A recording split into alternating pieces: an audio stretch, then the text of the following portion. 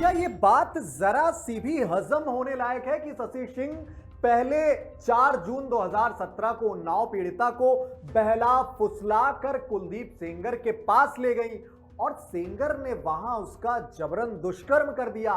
इसके ठीक बाद उसी शशि सिंह के साथ यही दुष्कर्म पीड़िता एक बार फिर 11 जून को चल पड़ी पूरे 9 दिन के लिए और करीब 10 दिन बाद शुभम और नरेश तिवारी 2 और लड़कों पर दुष्कर्म का आरोप लगा दिया और जिस नरेश तिवारी पर आरोप लगाया गलत काम करने का, उससे फोन पर लगातार वो बात भी करती रही।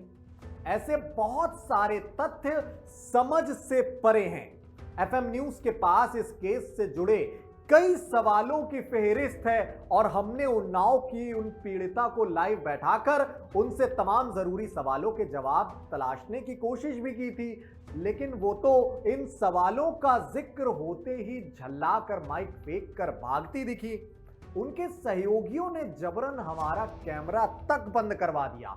बहुत सारे सवाल हैं हमारे, मसलन उन्नाव की पीड़िता अपनी उम्र बार बार छिपा क्यों रही थी, वारदात की असली तारीख और समय को लेकर इतना क्यों कंफ्यूज है वो, कांड से जुड़ा जो सीबीआई विटनेस था उसकी मौत कैसे हो गई, कुलदीप सेंगर के भाई मनोज सेंगर की मौत का जिम्मेदार कौन है, उसके पीछे के रहस्य क्या हैं, उन्नाव की आम पब्लिक इस केस को लेकर एक तरफा पीड़िता के विरोध में क्यों है, पीड़िता के चाचा ने ही क्यों कहा कि अपने ही अंदरूनी अंगों में खरोच मार लो जांच से पहले, पीड़िता के चाचा पर 17 आपराधिक मामले हैं, पीड़िता की सगी बहन ने ही क्यों कह दिया कि कुलदीप सेंगर ने रेप बिल्कुल भी नहीं किया है, पीड़िता के चाचा महेश सिंह और कुलदीप सेंगर के बीच लंबे वक्त से किस बात को लेकर अदावत चली आ रही थी, यह भी बड़ा सवाल है।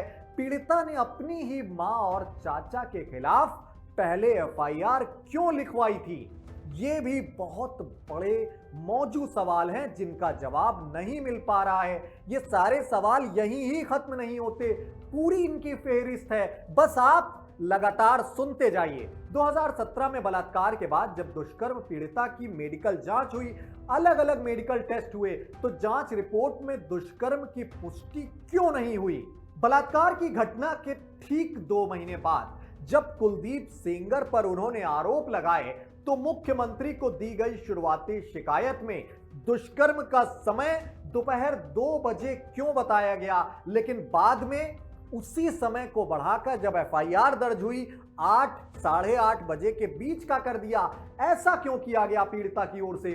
टीवी चैनल्स को दिए गए इंटरव्यू में पीड़िता ने वारदात का समय शाम 6 बजे बता दिया, जो सीएम से शिकायत और एफआईआर दोनों से अलग है। ऐसा क्यों हुआ?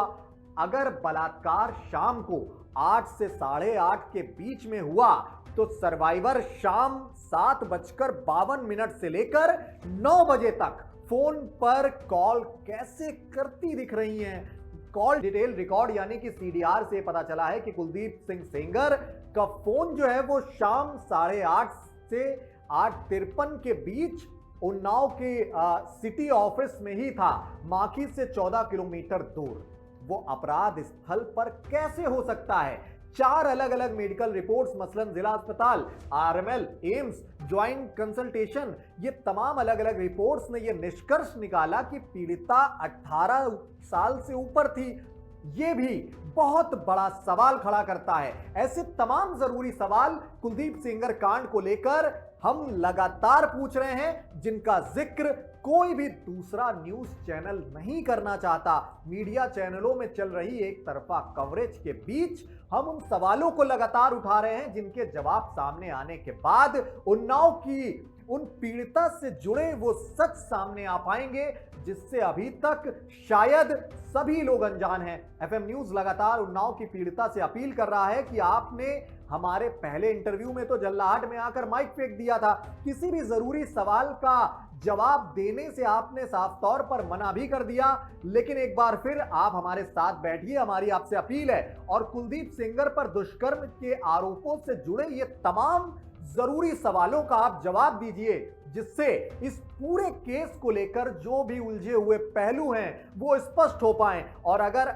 आप हमारा फोन यूं ही काटती रहेंगी, आपके सहयोगी काटते रहेंगे, रिजेक्ट करते रहेंगे, हमारे सवालों से आप भागेंगी, तो संदेह लाजमी तौर पर पैदा होते रहेंगे। हम इस तरह से ही लगातार सवाल पूछते रहेंगे और जो सच है वो सामने लाने की एफएम न्यूज की जो मुहिम है वो भी लगातार यूं ही जारी रहेगी। मैं प्रियंक वाजपेयी हूं आपके साथ। शुक्रिया, नमस्कार।